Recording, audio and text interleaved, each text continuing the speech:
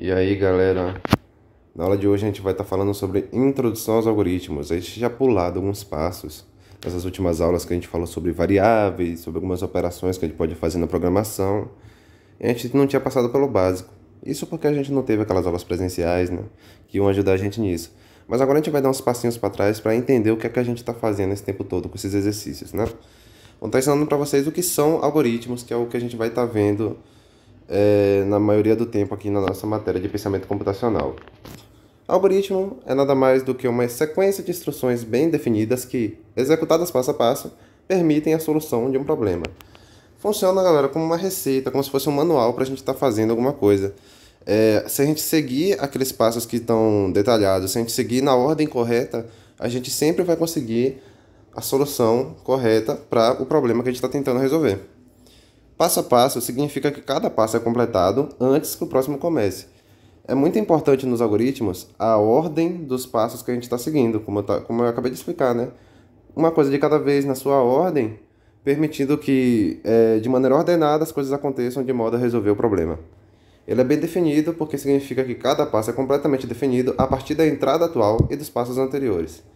A partir do momento que o usuário está usando um programa, ele manda um dado, esse dado vai ser lido por alguma linha de código, e aí esse dado que foi lido vai ser usado para fazer um cálculo, por exemplo, e depois esse cálculo pode ser usado para guardar em uma variável diferente. Ou seja, é bem definido porque cada passo precisa do passo anterior para estar conseguindo resolver o problema que a gente quer resolver. É uma sequência de instruções bem definidas, beleza? Isso aqui a gente já deu uma lida. Essa é uma definição geral, podendo ser aplicada em qualquer contexto. Aqui a gente tem um algoritmo para trocar uma lâmpada. Opa. Aqui é uma situação que a gente pode ver no dia a dia. O algoritmo não é necessariamente relacionado à programação. Pode ser relacionado a qualquer coisa do nosso dia a dia. E nesse caso eu estou usando aqui para trocar uma lâmpada, por exemplo. O que eu teria que fazer? O primeiro passo é desligar o interruptor, né, da luz, para apagar a luz, para não tomar um choque, claro. Depois pegar uma lâmpada nova, depois pegar uma escada, são coisas que eu preciso para estar trocando a lâmpada, né? Posicionar a escada embaixo da lâmpada queimada, para depois eu subir na escada com a lâmpada nova na minha mão, para retirar a lâmpada queimada que estava no bocal, colocar a lâmpada nova, e além disso, claro, descer da escada, né? Eu tenho que descer da escada, senão eu vou ficar lá para sempre. Ligar o interruptor, testar a lâmpada, depois que está tudo certo, guardar a escada e jogar a lâmpada velha no lixo apropriado. Perceba que é muito detalhado esse algoritmo. Observe como esse algoritmo não se preocupa apenas em trocar a lâmpada. Porque, se a gente falar, sabe como é que troca uma lâmpada? Tira a velha e coloca a nova. Mas tem todos os detalhes por trás que a gente precisa estar obedecendo para estar conseguindo resolver o problema. Arranjar a lâmpada nova, arranjar uma escada, desligar o interruptor para não tomar um choque, subir na escada, descer da escada depois que a gente troca a lâmpada. Perceba como esses passos são bem detalhados para que sempre que a gente aplicar eles, a gente conseguir resolver o problema, sem precisar de mais nem menos, sem tirar nem pôr. Esse aqui é o detalhe importante, que vocês vão ver muito na programação, que tudo tem que ser explicado de modo muito detalhado para o computador, porque o computador é uma máquina que é burra, ela não entende muito, a gente precisa estar fazendo algo bem claro para que ela entenda o nosso propósito, certo? Podemos descrever um algoritmo um pouco diferente para realizar a mesma tarefa. Isso quer dizer que o mesmo problema pode ser resolvido de maneiras diferentes visando atingir o mesmo objetivo. Ao longo do tempo que a gente vai ver os recursos que tem na programação, vamos perceber que existe mais de uma maneira de resolver os problemas. Desde que as maneiras sejam bem definidas, bem processuais, bem detalhadas, se resolver um problema sempre são adequadas. Construindo algoritmo. Passo simples aqui. Ler atentamente o enunciado do problema, destacando seus pontos principais. Isso aqui vocês pode ajudar vocês a resolver os exercícios que eu mando, né? Definir os dados de entrada, ou seja, quais dados serão fornecidos. Beleza, o que é que o usuário vai estar me mandando, o que é que eu tenho que fazer com esses dados, e o que é que eu vou estar retornando para o usuário depois. Isso aqui, se vocês verem os vídeos de resolução de exercícios que eu fiz, foi bem seguindo esse passo a passo aqui, né? A gente vai se acostumando a seguir esse passo a passo sempre que a gente quer resolver exercício de programação. Definir o processamento dos dados, ou seja, o que deve ser feito com os dados de entrada e definir os dados de saída. Exatamente o que eu estava falando agora, né? Algoritmo, propriedade. Propriedade simples. A sequência de instruções deve ser finita. Claro, né? Não vai ser um algoritmo infinito, senão ele nunca vai ser resolvido. Deve terminar depois de um número finito de passos. Não deve existir ambiguidade sobre o próximo passo a ser realizado. Ou seja, se é um código, se é um algoritmo, ele é muito redundante, se ele tem coisas desnecessárias ou redundantes no passo a passo que ele está apresentando, não vai ser a maneira mais eficaz da gente estar resolvendo o problema. Conforme a gente vai evoluir na programação, a gente vai descobrir que além de resolver o problema, é legal a gente resolver de uma maneira rápida, de uma maneira com bom desempenho, para estar tendo maior velocidade de resposta das nossas informações que a gente está solicitando. Deve ser correto, ou seja, sempre termina e para qualquer instância de entrada produz uma saída correta. O algoritmo ideal, que é o que a gente sempre está querendo fazer, ele vai sempre para qualquer entrada que a gente mandar, ele vai logicamente enviar uma saída correta para essa entrada. Vai sempre ser adequado. Se o algoritmo não funciona para alguns casos específicos, a gente tem que estar tratando esses casos específicos. Exemplos de algoritmos. Além de programação, gente, os algoritmos que a gente vê no dia a dia são receita de bolo, manual de um forno de micro-ondas, manual de qualquer móvel da sua casa aí, de como montar algo, regras de um jogo, direções para transitar entre dois lugares, por exemplo, placas de trânsito. Tudo isso aí funciona como se fossem algoritmos, tá? Porque são passo a passo para a gente estar obedecendo e conseguindo a resposta que a gente quer. Um programa de computador é representado pelas instruções e pelos dados definidos que, ao serem executados por alguma máquina, cumprem algum objetivo. Ou seja, o que a gente vai fazer... Por isso que o que eu estou mexendo com vocês aqui, o que eu estou ensinando é algoritmos e programação. Porque a programação, na verdade, é uma vertente dos algoritmos. É uma parte dos algoritmos que é focada para computadores, claro. Os elementos de um programa são dados, que são as informações, pode ser de entrada, de saída, pode ser o que o usuário digitou, pode ser o que a gente vai gerar para o usuário e vai exibir para ele de alguma forma, pode ser algum dado que fica ali no meio que o usuário não tem acesso, enfim. Instruções também, além dos dados, que a gente sempre tem que estar mexendo com dados quando a gente está programando, senão não faz sentido a programação.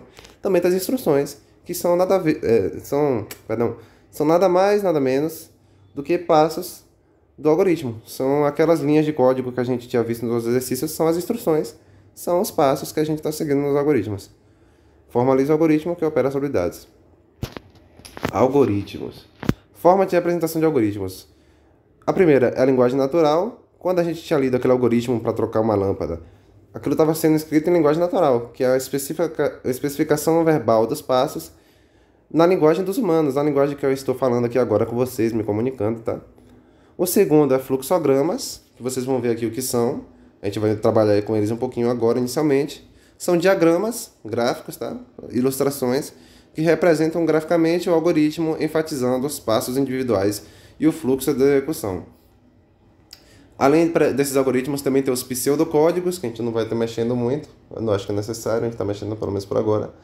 E os códigos de programação de fato, que é o que a gente vai estar fazendo com Python. Beleza? Pronto, então agora vamos ver o que é esse fluxograma, né? Como eu falei para vocês, é uma diagramação, é um diagrama de desenhos que a gente vai estar fazendo para simbolizar o passo a passo do código que a gente quer fazer. Isso aqui pode ser legal para a gente estar tendo uma visão por cima do que a gente está querendo projetar num sistema, que a gente vai fazer um software, um programa que a gente vai construir. A gente pode estar usando esse desenho a nosso favor para a gente ter uma visualização melhor do que a gente está visando produzir, né? Ele tem alguns símbolos importantes. Quando colocados em conjunto, eles fazem algum sentido, né? O primeiro símbolo ali, que é aquele retângulo com bordas arredondadas, né? Algo meio cilíndrico, é um terminal que indica o início ou o fim de um fluxograma. Se você vê esse terminal lá no comecinho do diagrama, você já sabe que é o início. Se você vê no final, sabe que é o fim. Também vai estar simbolizado, vai ter um texto dentro, geralmente, dizendo início, fim, enfim. Essa seta de fluxo de dados indica o sentido dos dados e conecta símbolos ou blocos. A partir dessas setas, a gente vai estar traçando qual vai ser o destino que o nosso código quer estar indo, que nossas instruções a gente vai estar se direcionando para cada caso particular que a gente tentar usar o programa simbolizado no fluxograma. Eu vou mostrar aqui para vocês, talvez vocês entendam melhor. O retângulozinho comum é o processamento, é uma ação genérica a ser executada. Já o paralelogramo, que é aquele retângulozinho meio torto, é a entrada de dados. Ele é desenhado desse jeito porque é como se fosse uma maneira muito simplista de desenhar um teclado de computador, né? Desse que vocês têm aí no laboratório. Indica uma ação de leitura de dados. É só... No exemplo ele coloca um teclado, mas claro que essa leitura de dados poderia ser, sei lá, um sinal emitido pelo mouse, uma voz reconhecida por um microfone. Mas enfim, isso aqui quer generalizar a entrada de dados e usou o teclado porque é um dispositivo de entrada comum que todo mundo conhece, né?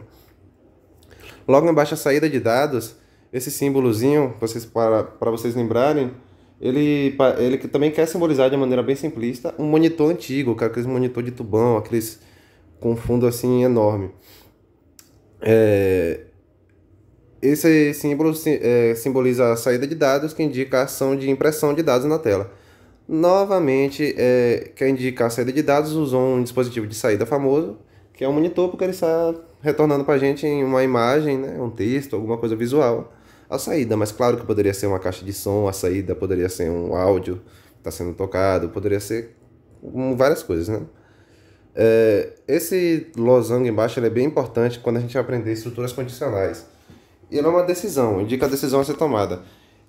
De acordo com o dado que a gente mandar para o programa, a gente vai parar para pensar se ele corresponde a uma condição que vai estar dentro desse losango.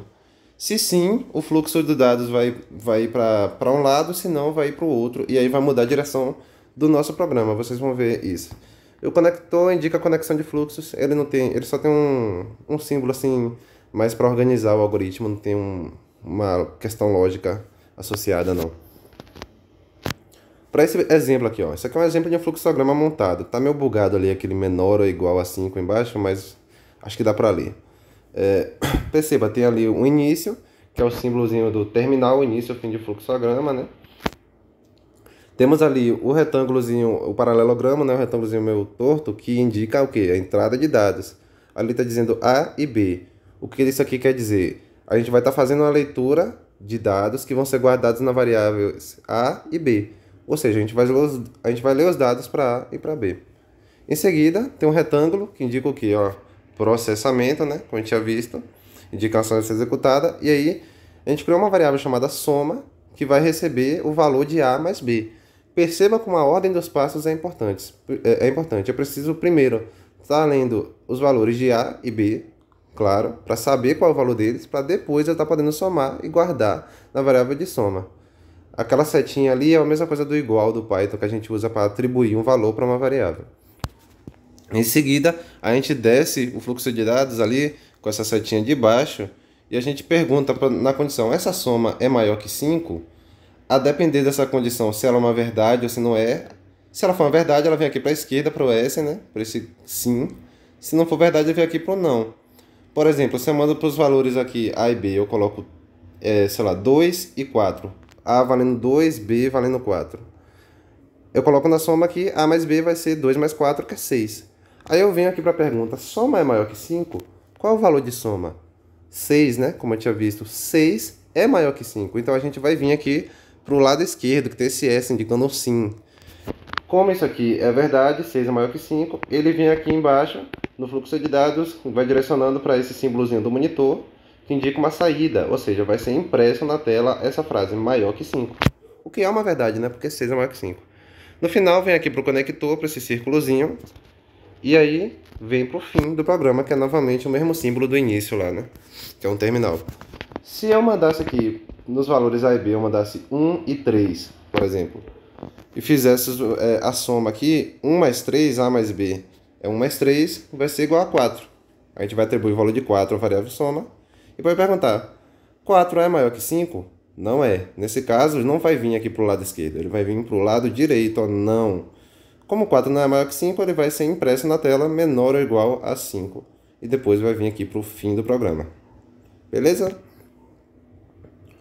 A gente tem outros exemplos de fluxograma. Olha como esse aqui não é necessariamente um código de programação. É mais uma coisa do nosso dia a dia. O fluxograma para um domingo. Deixa eu tentar aproximar. A gente tem o terminal aqui, início. Aí depois tem o processamento de dados, que vai ser o quê? Acordar. Início do fluxograma, obviamente, a gente tem que acordar para começar o dia, né? Depois tomar café, que vai ser outra ação executada aqui. E vai ter uma condição. Dia de sol, hoje está sendo dia de sol. Se sim, eu vou à praia. Se não, eu vou ler um jornal. Observe que uma situação aqui é exemplar da vida real que ele usou para fazer o programa. Depois de ambas as... tanto faz se o cara foi à praia ou se ele leu o jornal, não importa qual qual lado da condição ele foi. No final, ele vai em seguida ir ao cinema, independente, porque as duas operações aqui, elas miram depois com a seta do fluxo de dados para esse passo aqui embaixo. Então, independente do valor aqui em cima, do dia de sol ou não, ele vai vir aqui para baixo. Ir ao cinema, depois fazer refeição, depois ir dormir, e aí logo fim do domingo. Fluxogramazinho bem simples aí. Outro exemplo aqui agora só para fixar, ele usou um sinal um pouquinho diferente para essa entrada de dados aqui, que ele colocou leia N1, que isso aqui também é para aparecer um teclado. Não é exatamente o paralelogramo que a gente conhece, mas também é um símbolo usado para leitura de dados, para entrada de dados. Então pode ser importante, pode ajudar vocês aqui a assimilar que parece um teclado também. Início, vamos observar o que esse algoritmo vai fazer. Esse algoritmo ele vai estar fazendo a leitura de duas notas e calculando a média para descobrir qual é a média do aluno. A gente tem um início aqui do programa, aí vai fazer a leitura da variável N1. Se a pessoa colocou uma nota que é menor que zero, isso aqui não faz sentido, né? Uma nota menor que zero, como é que um aluno vai tirar menos 5 numa prova? Tem que ser muito ruim, né? Então ele vai vir para essa condição aqui, ó, nota inválida. Aqui não está com aquele sim escrito, seria interessante ter colocado a letra S aqui para indicar que se a condição é verdade, vai vir para cá. Mas ele não colocou, mas a gente consegue subentender isso, tá? Se a nota for negativa, o usuário digitou uma coisa errada, ele fez uma validação de erro aqui. Então ele avisa, ó, ele coloca aqui o símbolo do monitor dizendo que vai imprimir nota inválida. E aí ele volta para o começo. Olha como isso aqui é uma repetição, uma estrutura de repetição. Isso a gente vai aprender lá na frente.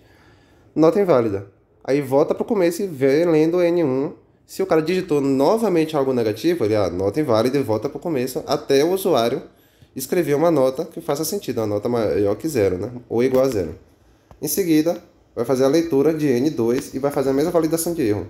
Se a segunda nota que ele representou pela variável N2 for menor que zero, ele vai imprimir que a nota é inválida e vai voltar para o começo aqui para a leitura do N2. Observe que ele vai voltar para cá, ele não vai voltar lá para o início, lá em cima, porque a gente já fez a leitura da N1, e a leitura da N1, se ela passou para aqui para baixo, é porque é um valor válido, maior ou igual a zero. Então ele só precisa refazer a leitura do N2, para a gente estar fazendo a validação completa dos erros.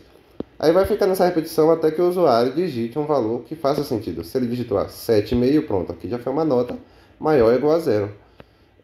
Então pronto, em seguida, as duas notas sendo lidas corretamente, ele vem para um processamento de dados, que é o retângulo aqui, cria uma variável m que vai receber, olha aqui, parece bem um código em Python isso. Vai receber o valor de N1, de N2, somar e dividir por 2. É assim que se faz uma média simples, né? Uma média aritmética. Em seguida, que a gente tem um valor de m, ele vem aqui no monitor, na saída de dados e imprime. A média é m, e o valor aqui de m vai ser a nota calculada nessa média simples aqui. Em seguida, é o fim do programa.